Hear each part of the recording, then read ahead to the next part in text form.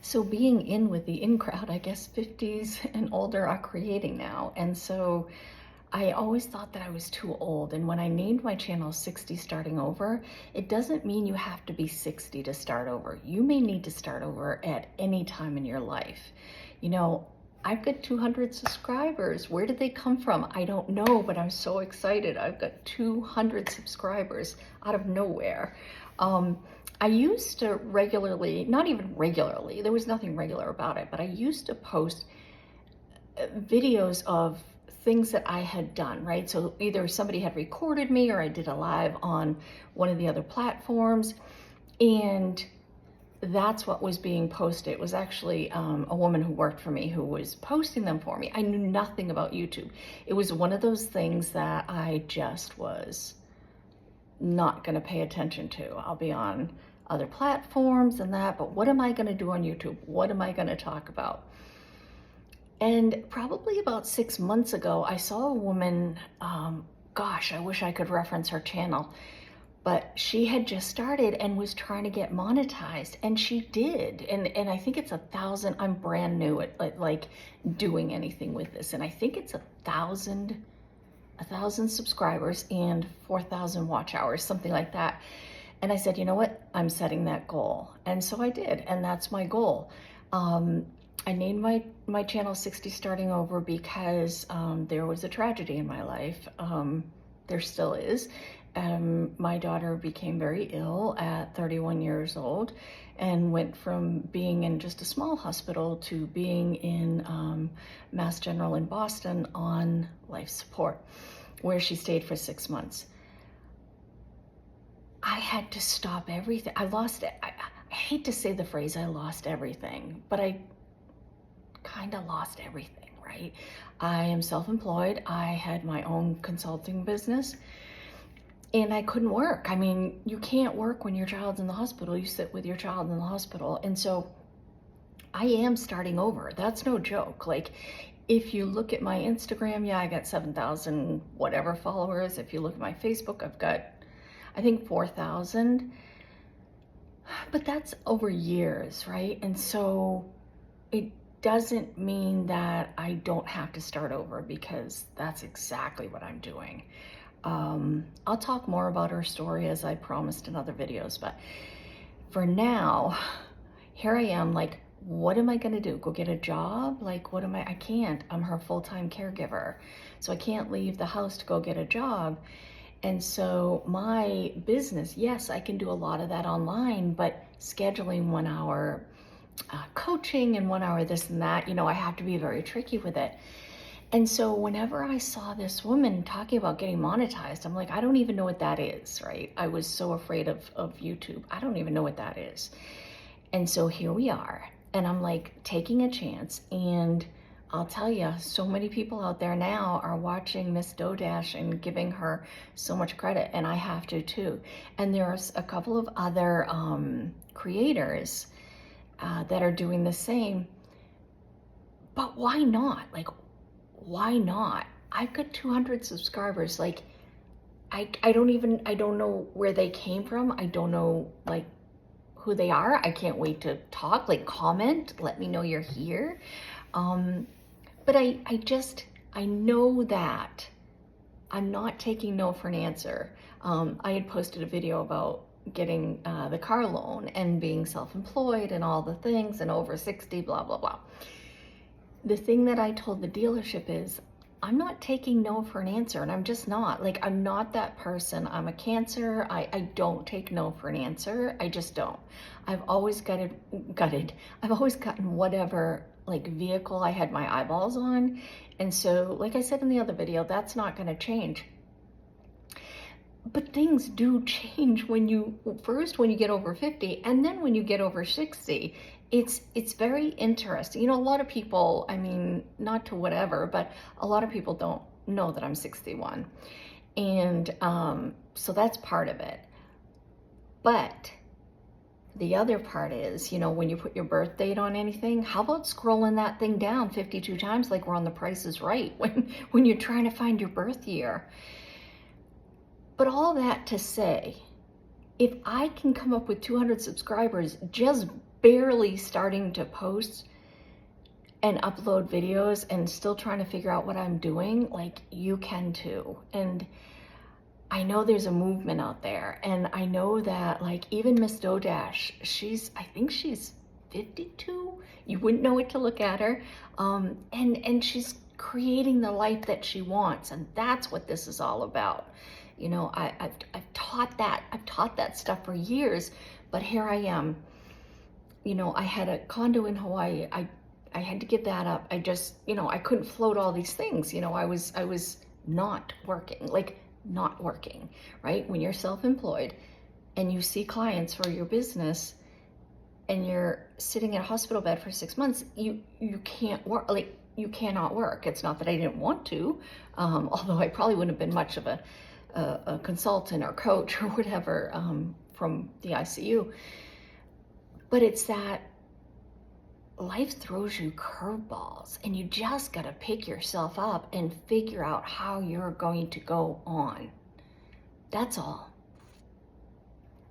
But I'm here with my 200 subscribers, and I am so excited.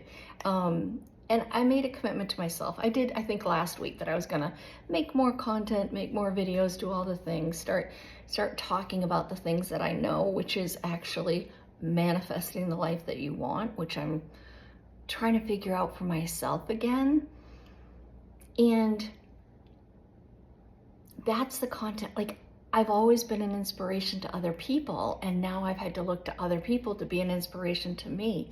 You know, I have another video on here I did many years ago. I don't even know when I did it, but it was called Teacher or Student.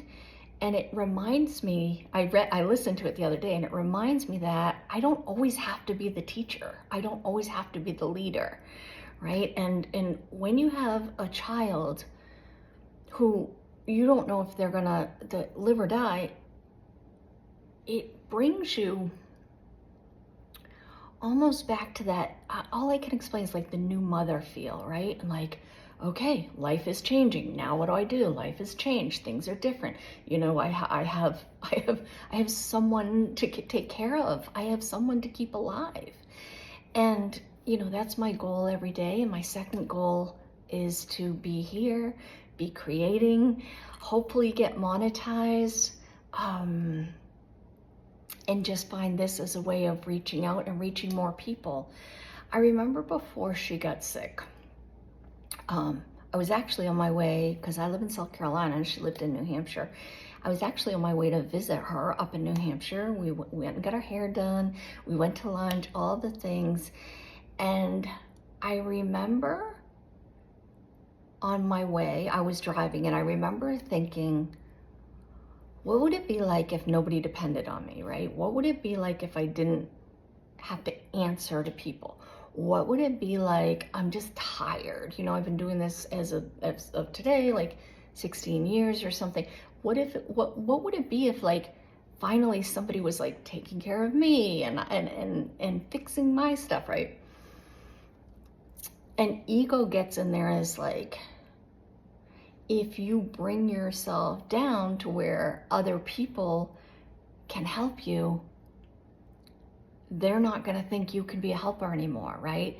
And so when I look back and I watched that video here on YouTube, believe it or not, although I made it on another platform, about being the teacher or the student, it really resonated with me, because I made the video and I went from teacher to student in a New York minute. Like, I went so fast from being on top of the world, driving whatever I wanted, had my house here in South Carolina, had a condo in Hawaii on the island of Molokai.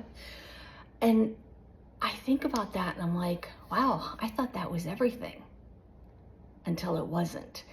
And I almost lost my child and realized that, you know, having houses and all that, that's not everything. And it's okay to just stop, because you have to, and worry about rebuilding later. When I was at her hospital bed for 6 months, I stayed in a hotel. When I was there,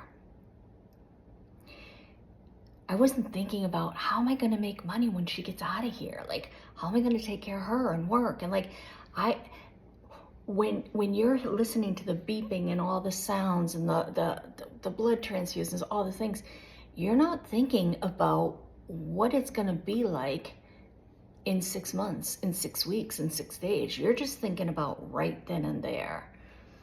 And it was a huge lesson for me to stay in the moment. Like, be grateful for today. Tomorrow's not promised. And we throw that phrase around sometimes. Tomorrow's not promised. It's the truth. It's the truth. So I'm just grateful. I'm grateful for my 200 subscribers. I hope that you see this video and you hold me to task and to make more content. For those of you who don't already know me, I run retreats and things like that. I have so many courses and so many workshops that I've taught that, like, I remember, like I said, when I was on my way up there, I was like, I'm only helping one person at a time, 1 hour at a time. There's only so many hours in the day. There's only so many hours in a week, in a month, in a year. And when all that got taken away from me, like 1 hour at a time didn't matter anymore. It just reminded me that I need to reach more people. And this is a way to do it. I felt very constricted. And I know that's what that emotion was when I was headed up to New Hampshire, even before she got sick. And I was feeling like, God, source, spirit, whoever, universe, help me help more people from with the work that I do, without having to be like 1 hour at a time, because I just couldn't reach enough people, and I had so much to say. And so, things work. As my father, the minister, would say, God works in mysterious ways. And